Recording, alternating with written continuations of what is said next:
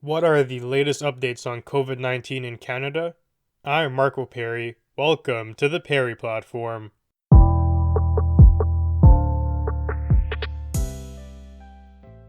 COVID-19 takes up more time than I wish it would on my show.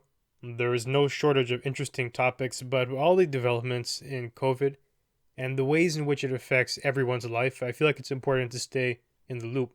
Now, first of all, I want to say there is some good news today.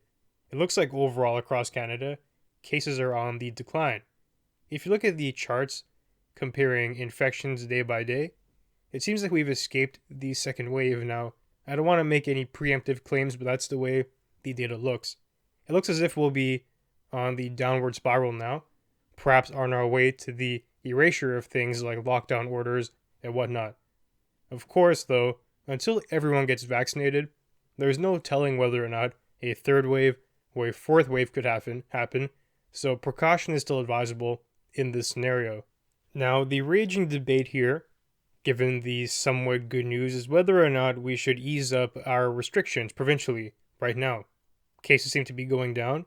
In Ontario, we've gone from over 3,000 to something approximating 2,000 per day, and every week it seems to dip lower. Before long, we could see sub 1,000 cases per day, and that would be good. It'd be a return to where we were perhaps near the end of summer. Should Ontario, Quebec, Alberta, and all the other provinces begin to reopen now? Should they ease up the lockdown measures to let things like businesses operate freely once more? It's a complicated question, and there doesn't seem to be a correct answer entirely. Every choice you make comes with a downside. Let's say we decide to bunker down for an extra month or something. If we do this, we can get the cases even more manageably under control, but there's a cost there. Can the small businesses sustain that impact? Can individuals sustain the impact to their mental health? There's a lot of things to consider there, financially, emotionally, personally, but there is a benefit. Case counts will go down dramatically. We know for a fact the lockdowns have worked. It's not like we woke up one day and cases magically start to go down. You can trace these things back to measures that we put into place. It's fundamentally unclear, though, what a good level would be, quote unquote. When we see cases at 100 new per day, is that an automatic green light? How about a 200? How about a 500? How about a 1,000? It's really a question of what our hospitals can afford to put out, what their capacity is. If they're getting overrun, then obviously we can't afford this because not only COVID patients will be affected, people in general who need room in the ICU, they won't have that spot. Further, there's a question of how much danger we're willing to put up with. Now, there is a level that we'd be comfortable with, and it's something that people have not recognized. A common analogy is that with driving a car. Speed limits on the highway are at 100-ish kilometers per hour. Given these high speeds, if you get into an accident, it's very likely that you'll be severely injured or killed. Every year, there are thousands of deaths on the highway. Now, if we wanted to, we could take those thousands of deaths and cut it in half or maybe virtually eliminate them. How do we do that? We make the speed limit on the highway 40 kilometers per hour. Now, obviously, to your mind, a trade-off becomes illuminated there. You lose out on speed, convenience, being able to get where you have to go swiftly, but in return, you get the safety of the drivers. Now, many people would be against that, not because they don't care about the accidents and the lives that are lost there, but simply because there's a trade-off, and the benefits are evident. Now, the same is true for COVID. We will be opening up before we hit 0 new cases per day. That's very likely what's going to unfold here, but what's the number? What amount of risk are we comfortable with as a society and at the governmental level? What's going to produce the least amount of backlash and damage and lives lost? There's some math that has to be figured out there, and it's not entirely clear from the government standpoint or Health Canada when we should really be considering opening up again. We have Theresa Tam, one of the senior public health officials, saying don't do it just yet, and I would agree with that. I do think it's premature, especially because we've only begun to see this downturn in cases. It's not a sustained trend yet. If you look at the graph, we're on a downward trend, but it hasn't solidified. The 7-day average is still somewhat high, and we do need some more time to really see where things are headed. So as of now, I would agree. Ontario, Quebec, Alberta do not pull back just yet. It'd be quite a disaster to have the cases skyrocket again. And then instead of being free in a couple weeks, now it's a couple more months in lockdown. So premature decisions based on emotion are a bad idea. At a very fundamental level, though, our current strategy is akin to something like delaying the onslaught of deaths while we await for a vaccine. That's pretty much what it is. It's a stalling game. We're trying to minimize damage as we wait for the true long-term solution, which is the vaccine.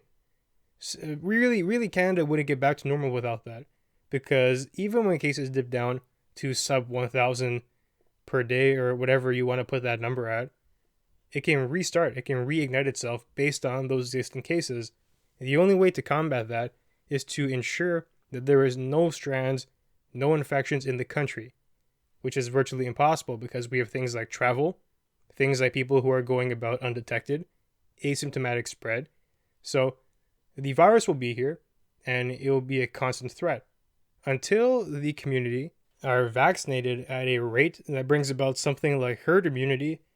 We won't really be able to escape the full grasp of COVID. And here we move into the second update, which is the continued failures of our supply chains in Canada. The Moderna vaccine and the Pfizer vaccine, the two that are approved in Canada for use right now, they have been cut and cut again. There have been promises made by the corporations to Canada: we will supply you X amount of vaccine by this date. And they keep coming back week after week saying, hey, I'm sorry, but it's going to be cut down. What are the reasons for that? Well, there are other countries who want the vaccine too. There have been supply issues at our factories. All these plethora of things, even countries like Europe who are talking about restricting the export of vaccines. A lot of issues, and there are two solutions here.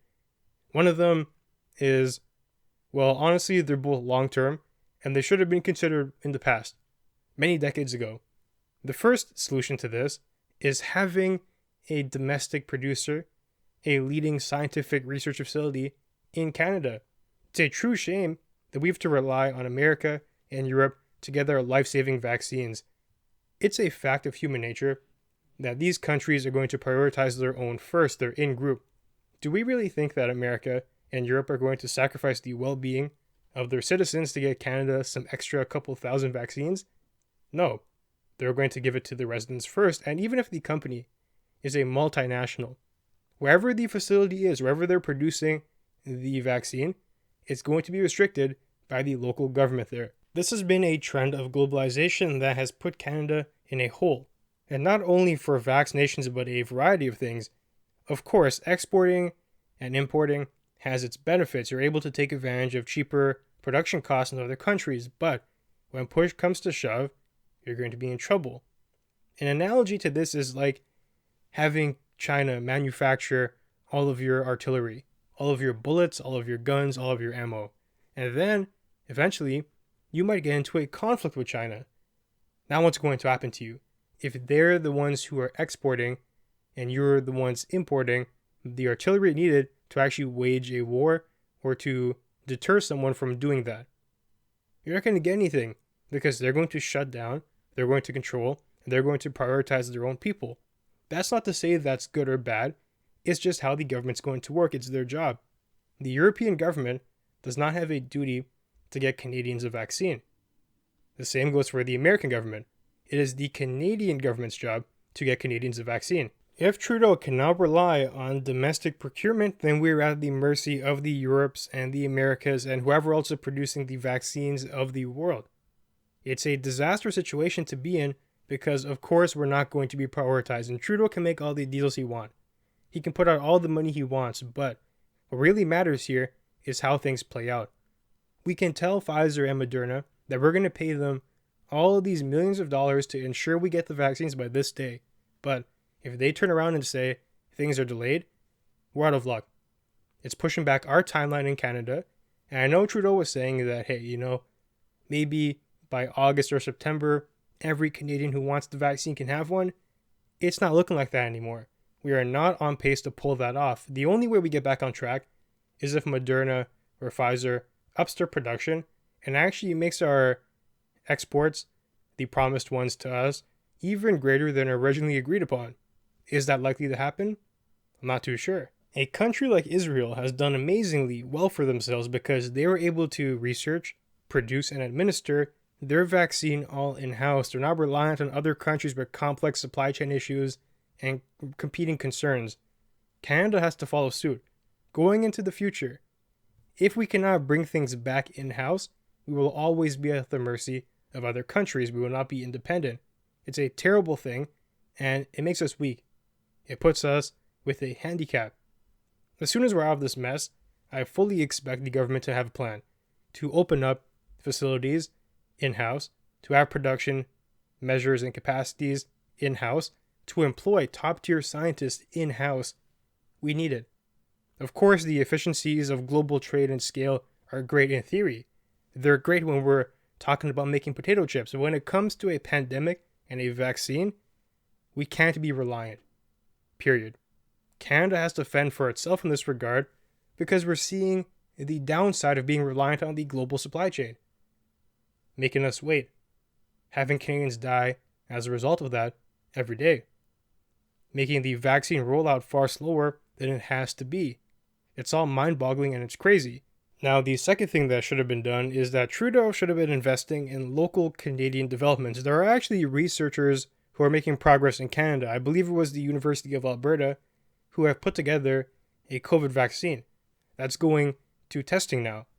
The fact that Canada hasn't put millions of dollars into that, the fact that we have not fast-tracked that testing is horrible. Perhaps we have done well in helping America and Europe develop their vaccine plan, but we have had potential here that has not been cultivated. So we have the supply chain, the facility side of things that have gone wrong, and we also have the talent that hasn't been cultivated, that has been ignored. And it's not just the vaccine. There also seems to be some research indicating that there is a drug that someone can ingest that will help reduce the disastrous effects of COVID. It's not a vaccine, but it can help you if you do get infected. The fact that we have not prioritized that is also a disaster. Now, going forward, in the immediate short term, perhaps we can fund these things, but those are things that should have been done before. Producing capacities in Canada to fulfill our need for vaccines, it should have been done before. Going forward, to get us out of this mess right now, it seems that Canada is going to have to approve other vaccines. It's not just Pfizer and Moderna. Those are the ones we hear about. Those are the top two, but there are other manufacturers too. If we can add in a third and a fourth and the fifth into the mix, maybe we get back on track to meet our original timeline. The fact is, though, simply relying on these two companies will not get us there. I fully expect Trudeau and Health Canada to approve a couple more vaccines in the coming month. It's one of the only things that the government can do to get us back on track. And if Trudeau can't meet the timeline that he proclaimed, I think there's going to be a lot of trouble. People are going to be very upset, and it's not going to look good. So he'll do what he can to make sure we supply Canadians, but it's a shame that the way we've set ourselves up is not for success. It's actually the opposite. We have set ourselves up for failure. When we were dealing with these companies, we should have known, of course, they're going to prioritize their home countries. Of course, it's a new vaccine, and there are going to be supply issues. Some of these things are controllable, some of them are not, but still, we bear the brunt of that loss. Now, there's also the other issue, which is misinformation.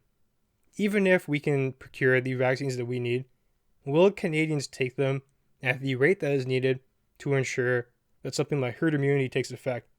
It's a question mark, but I am confident that we'll pull through. There's been a lot of confusion, a lot of lies, a lot of fake news about the vaccine. Of course, there are risks associated with it. Nothing is perfect. It can give you symptoms of COVID after you take it. It can make you feel weak. It can do this and this and that. But the bottom line is, though, the vaccine is far less dangerous than getting COVID. COVID has something like a 1 to 2% fatality rate. The vaccine is nowhere near that. The vaccine, for all intents and purposes, is a weakened strain of COVID. Either your body's going to manufacture the protein inside itself to help train it, or it'll be injected to you. That's essentially, in a nutshell, the difference between the traditional vaccine way and the new RNA way. So it's either getting injected to you or you're producing it yourself via the genetic code.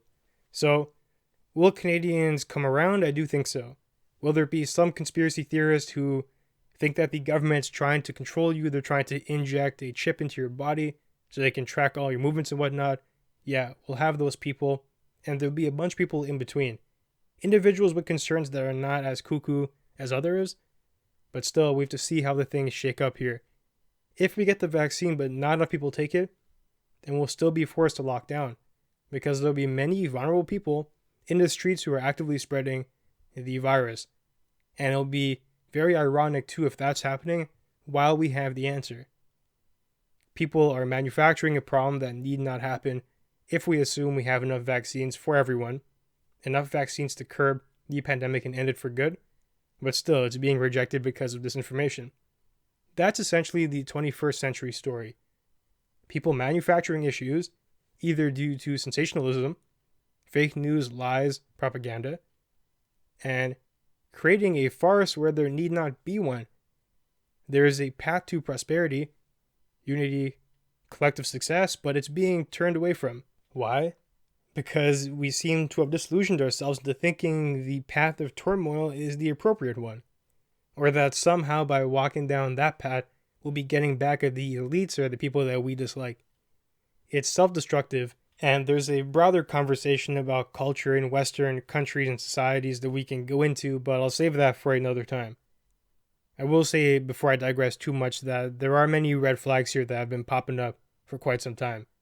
And if they're not ironed out, we could be heading into turmoil far worse than what we've seen during this pandemic. Now, the final COVID-related item that we'll get to today is the new announcements about travel restrictions in Canada. So, airlines are set to cancel travel to the Caribbean and Mexico. So, sun destinations. People are going here for vacationing and to escape the cold Canadian winters. I, once again, will reiterate, I am surprised this has not happened 2 months ago, 4 months ago, 6 months ago. I was shocked to realize that air travel actually permits you, well, until this ban came into place a couple days ago, to go to random places to just vacation. I thought that travel was restricted to, what would you call them, essential purposes. And of course, essential is variable, but I'm talking about things like visiting a dying relative, things like a job that you have to go across the border for, and you'll stay there presumably for a while before coming back. Things like that. Not to go soak up the sun on the beach because you don't like -10 weather. But, of course, Canada seems to have got things wrong here. Why would that not have been implemented from the start? Why would we even allow people to go on these vacations? And it actually is a valid question. The government, it's easy to label them as incompetent and stupid, but they're not. See, it's actually a far better thing to have the people think you're stupid than to think that you are corrupt. If people think you're stupid, they'll brush away all the things you do as folly. But if people think you're corrupt, they'll dig deep into the motivations and the intentions there, and they might get closer to the truth. Why would the Canadian government allow people to take vacation travel? To travel to Mexico and the Caribbean and Cancun, wherever, the Bahamas, during a pandemic?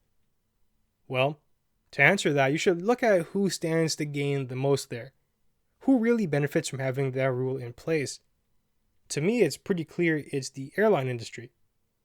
They were destroyed, essentially, at the beginning of COVID. Their stock went down, they were laying off thousands of jobs, revenue dipped to sub 90% of what it was in the previous year.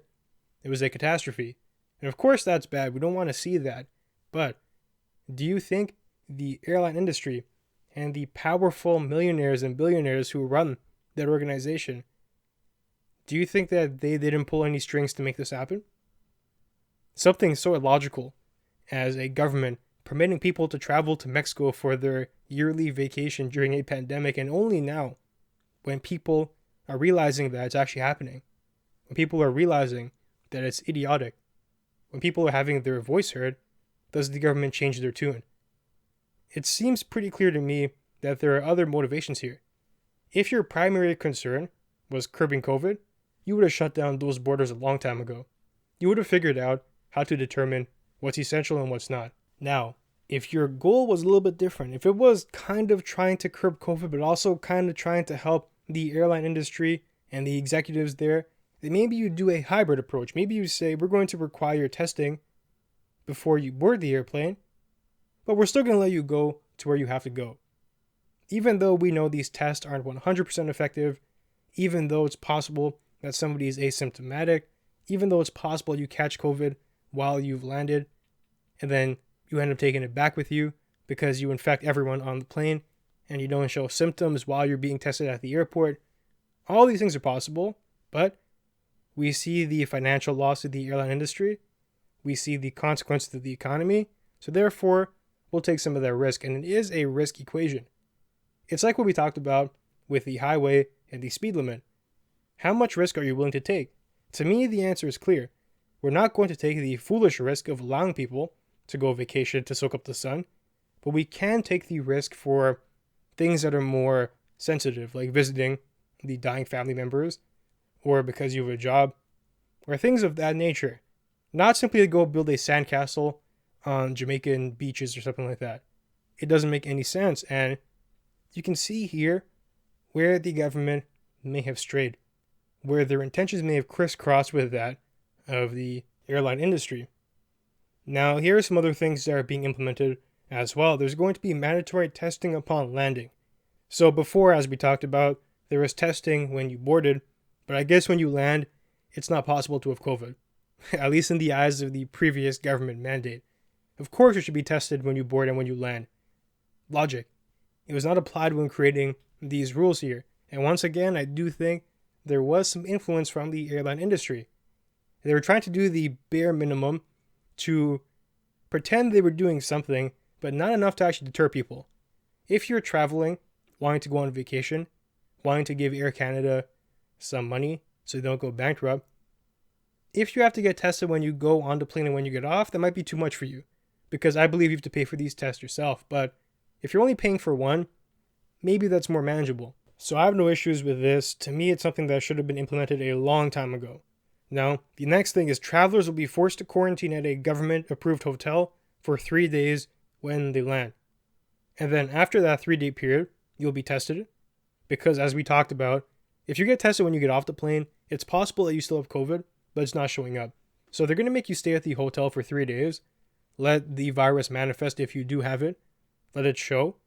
And if you're still clear after the 3-day quarantine, you can continue the rest of your quarantine, because as you will recall, it's actually 14 days at home. So you'll have something like 11 days after the hotel stay, at the government approved one. So you can't just go to the rinky dinky motel who's not going to be properly equipped to deal with you.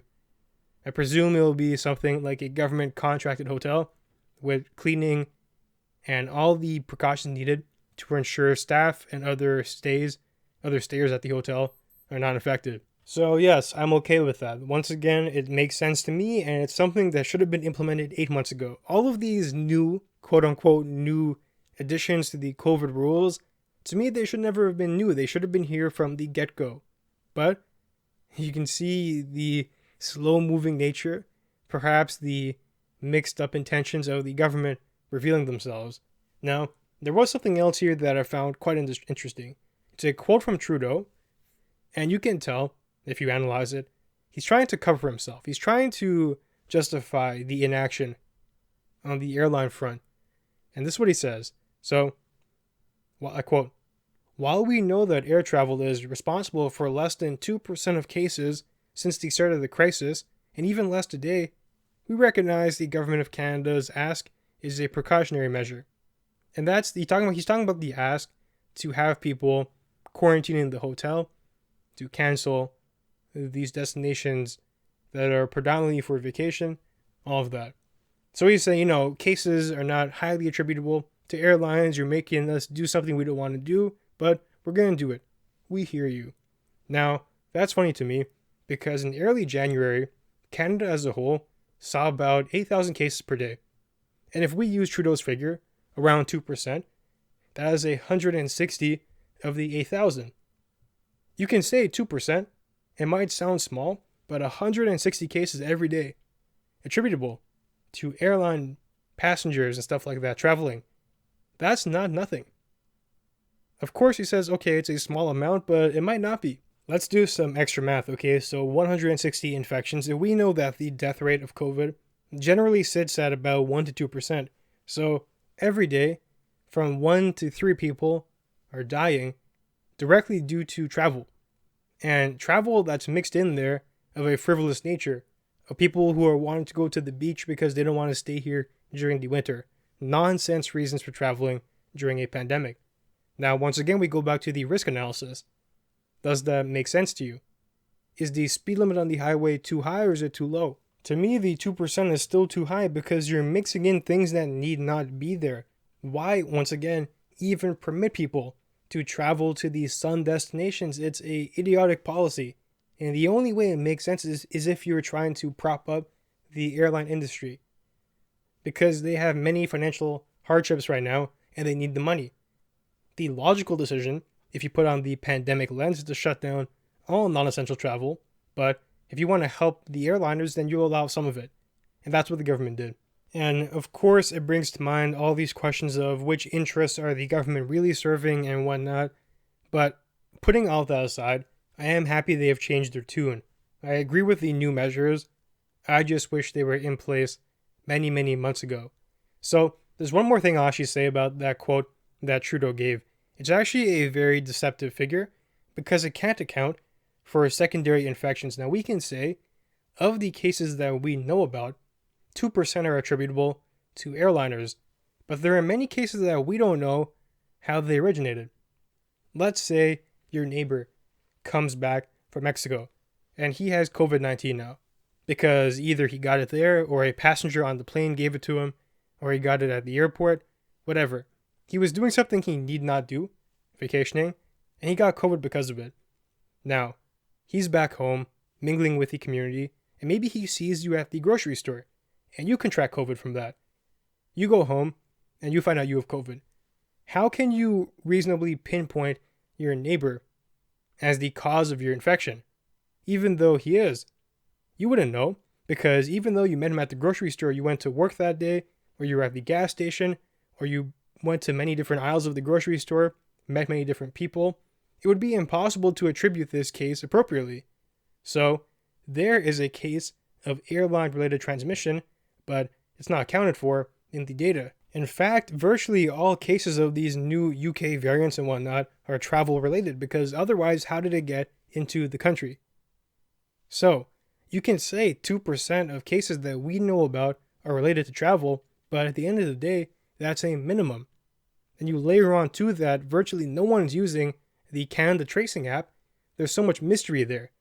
So on the low end, yeah, maybe 2%, but when you add in the cases like what we talked about, your neighbor meeting you in the grocery store and he's traveled recently, then what do the figures look like? I truly feel this issue is of a larger magnitude than the data shows simply because we can't track it properly. Now we can point at the figure and say we know about the 2%, but that's not the whole truth because there are many cases that we don't know about. And if you factor that into the equation, maybe it's 5%. Maybe it's 6, 7, 8, 10%. Then would Trudeau still be on stage saying it was only 10% or 5% of all cases attributable to airline-related travel? I don't think so. So while he's here trying to downplay the issue, trying to make it seem like the government inaction was acceptable, I don't think it was. But at the end of the day, I will give them credit for finally changing their mind. Although late, it's better late than never. So today we did have a mix of news. We had some encouraging things, some good things, and some bad things. So for encouraging, we have the fact that cases are trending down in Canada. Across all provinces, things seem to be getting better. We did get hit with that second wave. It was far worse than the first one, but we're escaping it. Seemingly. Now things can go bad again if we ease up restrictions too soon. So right now my advice is hold the line. Let's see where things are in a week or two, and then we can reevaluate. Then we had some bad news, which is the vaccine. Our procurement, our supply chain is continually being disrupted. Less and less is getting delivered to us, and promises are being broken. We have to hold those companies accountable. We have to get ourselves back near the front of the line. And of course, it's a contradictory issue because every other country wants to move themselves further and further up the line. So, how do we handle that? Well, we do what we can. There's no perfect solution there, The real solution would be for Canada to somehow develop our own vaccine manufacturing facilities. We can't do it right now, obviously, because it will take years, but it should have been done in the past. The next best time to get started on that is now to prepare for the next pandemic. So that's what I want to see from the Canadian government in the future. Keeping vital industries away from the trend of globalization, keeping it in-house so when things happen, we can take care of ourselves. And then finally, we had the mixed bag of the new travel restrictions, things that are good to see, but perhaps should have been done a long time ago. So, with that, it brings us to the end of our conversation for today. If you enjoyed the content, be sure to leave a review and share. They'll help us grow. And you can find me online at perryplatform.org and on social media at perryplatform. Thanks for joining me, and I'll see you soon.